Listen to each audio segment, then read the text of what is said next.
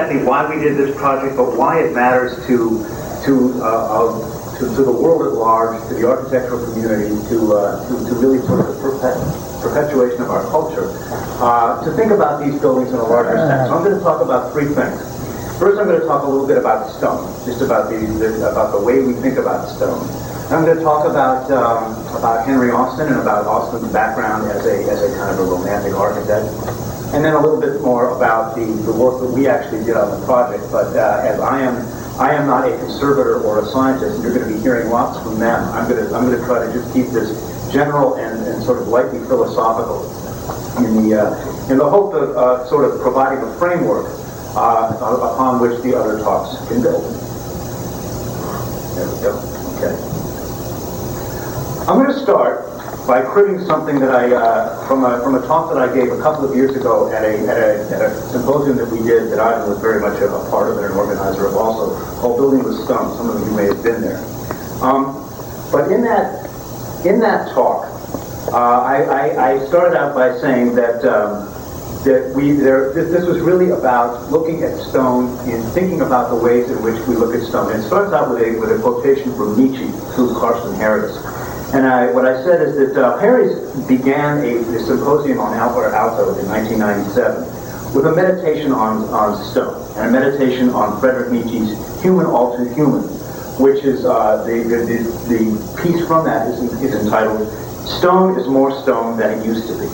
And this meditation begins with an excursus on Nietzsche's own perception that already by his time, this was 1878, traditional architectural form had long since lost the power to embody and transmit the symbolism and spiritual meaning with which stone had been invested since antiquity.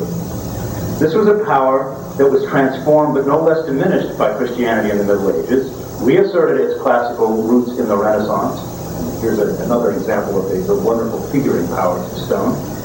But then began the inexorable diminution of its mystical aura as the result of the growth of the science and philosophy that would eventually and definitively lead to the transference of meaning from form and material to spirit, and the consequential reduction of spiritual meaning as a function of architectural expression.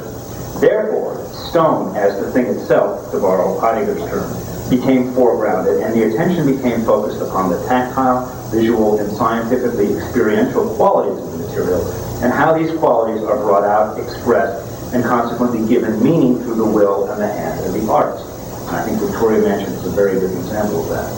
We might argue that one task of art is to represent materials, to enable them to recall the ways in which material remains charged and latent in meaning in modern culture.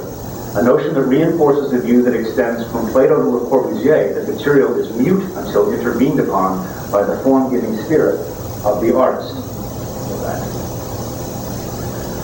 Contemporary design culture has been pushing the use of stone to previously unforeseen levels in the last several decades. Here's an example of a church that was actually built in the 1960s in Switzerland with transparent stone panels, translucent stone panels. But in ways that more frankly elucidate the deep and variegated properties of the material, both as a result of and in opposition to the postmodern critique of the modern movement, and interest in the sensual possibilities of the material, whether tactile, visual, olfactory, etc., as the thing itself, have again risen to the forefront of architectural fashion. This is actually a jewelry store from the 1970s in Vienna by Hans Hollein. Whether or not we believe that these kinds of cultural shifts should have an impact on the way that we approach historic preservation, the reality is that it will happen. Preservation as it exists today is, of course, a byproduct of the great force of modernism that has overwhelmed our civilization in the last 200 or so years. But preservation, as it became enshrined as an academic and professional discipline, became a science that treats buildings as artifacts belonging to history, which means that any alterations made to the fabric are deemed to detract from the authentic historic meaning of the object.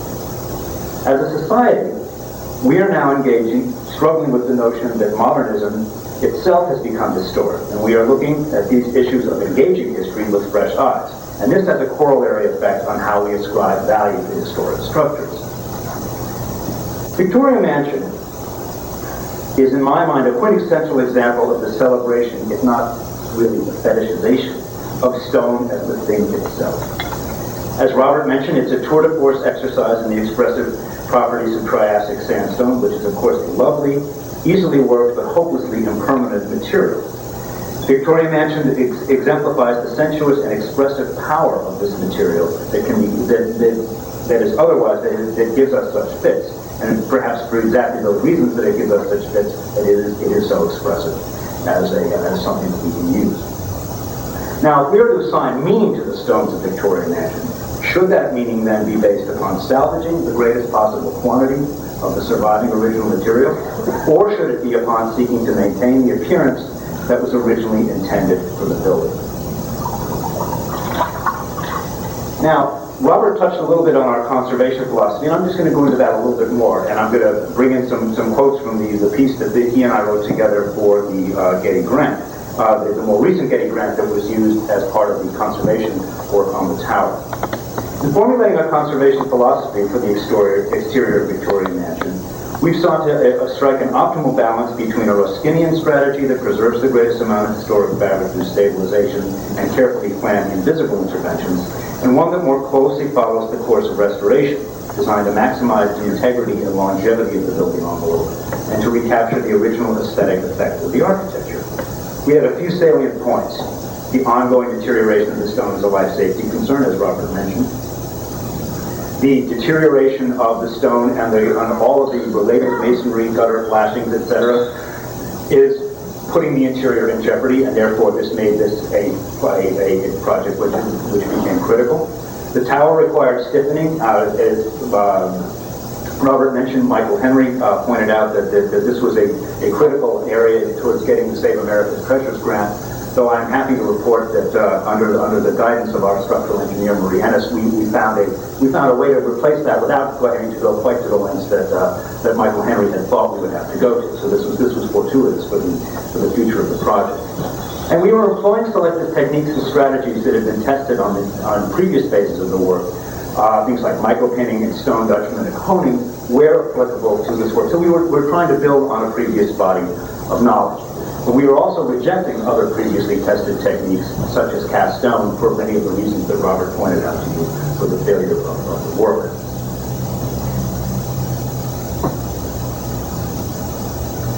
And here you see, some of the result of the damage, the water intrusion in the tower, the damage to the interior finishes that were in evidence, and actually the plasterwork that had to be taken apart with the roof and taken off in order to get this work done. The carved decorative units and the vermiculated coins are set off as sculptural accents against the polished flatness of the ashlar fields, as Robert said. And this is actually, there was Frank Matero called the soldiers and the generals, or the chiefs, the soldiers being the ashlar, the very fine planar ashlar, the chiefs being the coins and the carved units. They are valued for their individuality, the carved units, and in some cases they are examples of unique craftsmanship. The efforts to conserve original material focused, as you will hear, more on the coins, and where possible we restored them in place, but there were a variety of different techniques used here, and of course there were also replacement stones used as well. Now, I want to take us through a little bit on Henry Austin and on what sort of generated the architecture of this building and this period. Austin may or may not have worked for Echo Town. Robert and I were discussing this last night, but he certainly is very proud of the fact that he renovated this house, which you see here, for Joseph Sheffield. This became his calling card, and this actually was originally Echo Town's library, which Austin turned into a sort of large Italianate fantasy. And this work really comes out of, it's getting away from me, I'm sorry. Okay. It comes out of the romantic movement that begins with architects like John Nash, and most importantly in my mind, Carl Friedrich Schinkel, whose Charlottenhof house gardener's pavilion you see here. And this was an architecture that took the elements of classicism, but recombined them in a more casual, offhand, asymmetrical manner in order to create pastoral images, things that were appropriate for the country as opposed to being appropriate to urban life, and really were designed to evoke not only classical antiquity, because this is very much based on a Roman model, but also the more vernacular architecture of Tuscany and the Roman Campagna. Now, this was very quickly, of course, picked up in the United States, most famously by Andrew Jackson Downing. This is Downing's, a page from Downing's Italian Villas. And here again you see the characteristic relatively low elements with a punctuated by a tower, as we have here in Victoria Mansion. And there's also a very, there's a lot that is said in Downing and his contemporaries about the use of stone and the use of color. And they are very, very attached to the idea of using light natural stone for this work, and of bringing out the qualities in the stone, even if you weren't able to afford it, in the sense that there was what people started to do is to use grain stucco. They would artificially score the stucco to make it look like ashlar, and they would actually grain it and faux grain wood on cheaper wood in the windows and this sort of thing. The idea being that this richness and variety of texture was a very important thing to get the reading of the building to be appropriate. And in a sense, this still continues today. This is a house by Dimitri Porphyrios in Omaha, Nebraska, that has just been completed. So this notion, this very, very powerful pastoral notion about what it means to have a kind of gentleman's residence in the suburbs or in the country is a very, very strong thing. And it's interesting that in being applied to Victoria Mansion, we were discussing this last night as well, there's this sense of compression. And part of that, I think, comes out of Austin's own experience at Hill House Avenue in New Haven, where he did an awful lot of work. He not only did the Sheffield House, but he did this house here for Richard Dana. And what's interesting about these is their quirkiness. Austin was a very strange architect. In a way, he was working within a kind of Italian Villa style, but he used, for instance, the decoration on this. These are all Indian motifs. He uses Egyptian motifs on other buildings, but it's all done within this very loose accommodation of what's called the Villa tradition. Then we have, just up the street, number 52, this is the Norton House, something a lot more like Victoria Mansion. But what's curious here is you see the rendering of the Norton House, and he puts it in this idyllic landscape. And this, in fact, is very similar to a drawing in one of Downing's books that he says is appropriate for a villa of a small country residence, say 50 or 51 acres. Well, in fact, this exists on a half-acre plot in New Haven. So already there's this idea which I think has carried forward into the suburban America of our day, that you can put very big country houses on small lots and somehow will your neighbors out of the picture. And here's the plan and elevation of the Norton House. Now, I wanted to show you a photograph of this, because this to me is, in many ways, I think not only the culmination of Austin's work, all apologies to Victoria Mansion, because I am a person who spends my life adapting and adding to buildings and preserving buildings and this kind of thing. And so I think what Austin did here as a kind of renovation architect is extremely clever. Whereas he's not only restoring town buildings, but he's building this Italianate fancy around it, and he's turning what used to be a very temple-like structure into something that really is much more expressive of the effusiveness of America at the mid-20th century with these very, very vast romantic ideas. This building, unfortunately and tragically, was torn down by Yale in 1957 for a laboratory. It actually had a life after Joseph Sheffield's occupancy of it as a laboratory, but it simply couldn't sustain modern science for very much longer. So we come back here, of course, to Victoria Mansion. Now, the last house I wanted to show you on Hill House Avenue, just to talk about the reintegration of more classical motifs into the brownstone aesthetic, is the Parrott House. And this actually is one of the few houses on Hill House Avenue that is not by Henry Austin. But it is a Renaissance revival palazzo. It is from 1855, so it very, very closely predates Victoria Mansion, and there are certainly there are similarities in the architecture there, which I think one has to take note in thinking about the evolution of Austin as a romantic architect. Now, all of this about brownstone. Brownstone is, you're going to hear from a lot of people who know far, far more about brownstone than I do, so I'm going to keep my remarks very, very brief on this score. It's curious that Austin, as an architect based in New Haven, very close to the source of the Portland brownstone quarries, was never able to build a building of brownstone in his own milieu. He used brownstone as trim. It's on the base of the Dana House, it's on the base of the Norton House.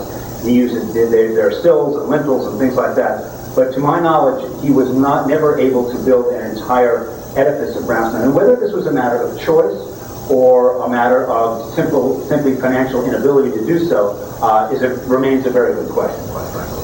But the fact is, the quarries, which you will see are located, right about here, in Middletown. The stone was shipped down to the coast up to Portland, and then it was all tooled here in Portland for erection on the building. And we don't know how much supervision Austin had once the drawings were done, how much he came up here. And if there are others in the audience who can correct me on this, please feel free to do so. But to my knowledge, the amount of contact he had once the design was done was very limited. And so we don't know. We know that Austin cared very much about surface. If you remember those elevation drawings that I showed you, there's a lot of care taken into how the subtleties of the trim and the wall and the ashlar work from one another, whether it's stucco or meant to be stone. And clearly from the nature of the way that those buildings are rendered, you know that his preference would be stone. Whether brownstone is another matter, it was more likely at that point limestone or marble. And again, here is the quarry as it is today, with Ivan and Chris Dabeck from Consigli. And, we'll talk a little bit now about the weathering properties and what happens to the meaning of this building as it weathers. Well, as I've said and as Robert said, this building is really very much about the quality of the figured planar quality of the ashlar being setting off the coins and the more elaborately carved elements. And you see, when you have a situation like this, where you've got a carved element here, you have what would have been the carved stone, now the sand-painted wood, but then what should be in the middle, a very, very smooth band of ashlar. The whole idea of what this building is now somehow compromised. Whether or not this building remains in, whether or not that stone is considered to be sufficiently intact as a weather barrier, that's another matter, and that's very much an issue too, because at certain points as the stone starts to scale back, you're exposing terraces, you're allowing more water into the wall and that sort of thing. But from a purely aesthetic point of view, you have compromised the meaning of this building. And the whole notion of what weathering does to a building and how it changes it is a very interesting topic. This, of course, is the famous building in Rotterdam by Marcel Breuer, only about 50 years old, that's on the cover of David Leatherbarrow and Mostan Mostafavi's book on weathering. But it's a building which I have seen and experienced, and it is something that is almost unrecognizable from what it was originally. Now, this transformation may be perceived as a good thing. It may not be, but we have to recognize that it's different, and you have to be able to accept that kind of difference in meaning as the building evolves.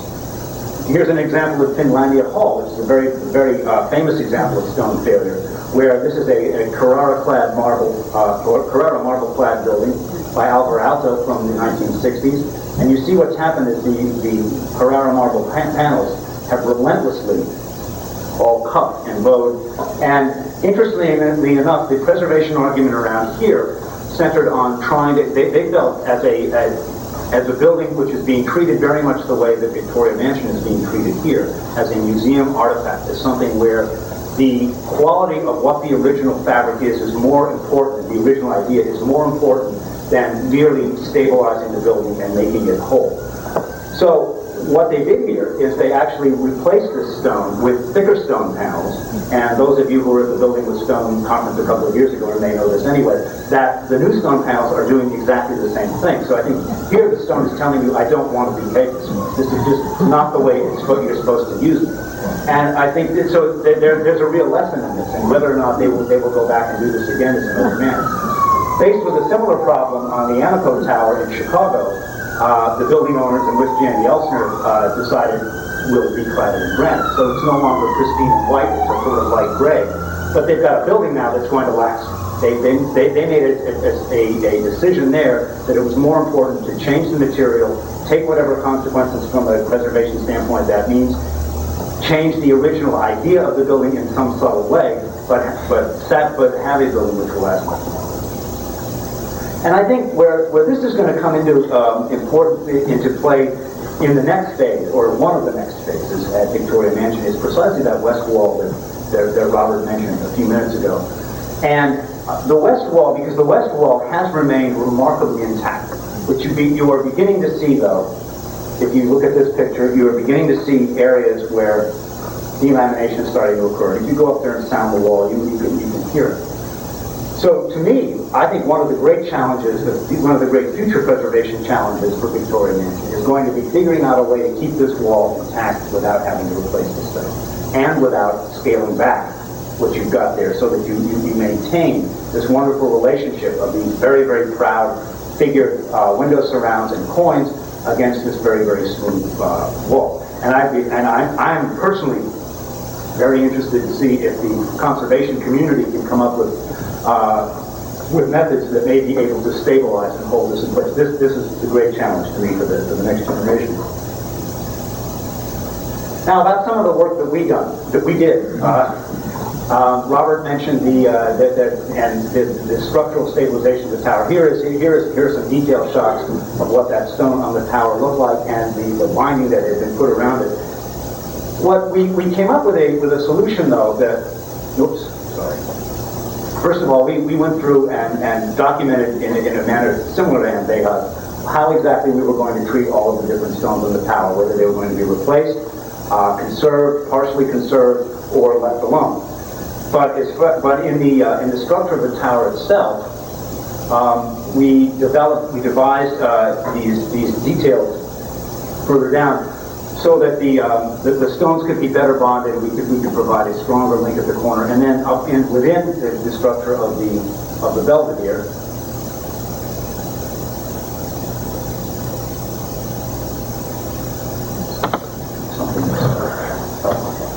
within the structure of the Belvedere itself, up here, we inserted new lintel pieces behind, after taking the roof off, which actually was something that came about as a result of bringing Fixler on board. And maybe they will speak some more about that. That actually was sort of a collaborative venture of means and methods, a piece of it that evolved as the project went on. It was not part of our original contract document, but we were able to stabilize it from within, put this back on, and have a tower that is adequate and meets sort of the current code. But I wanted to focus here on one particular aspect of our conservation work, and just to talk a little bit about a method that was applied more broadly throughout the building. But that is on the conservation, actually, the replacement of these capitals, and to give you some idea of the amount of work that went into this. And there's the detail of those capitals.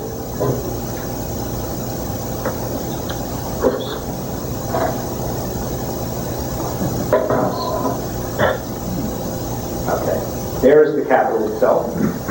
And this is what we had to go on. And what David Coe, my colleague who did this work, he worked up a drawing, and there was a lot of back and forth between the architect, the fabricator, and about exactly how this was going to be realized. But I think here you see that we finally sort of got it. And this was a very long, slow, and iterative process.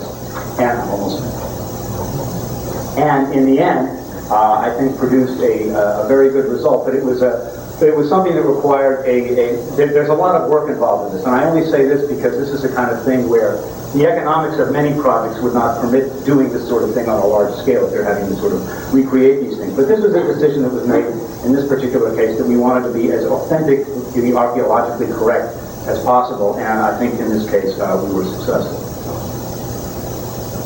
And I'll just take you through, just looking at a few shots.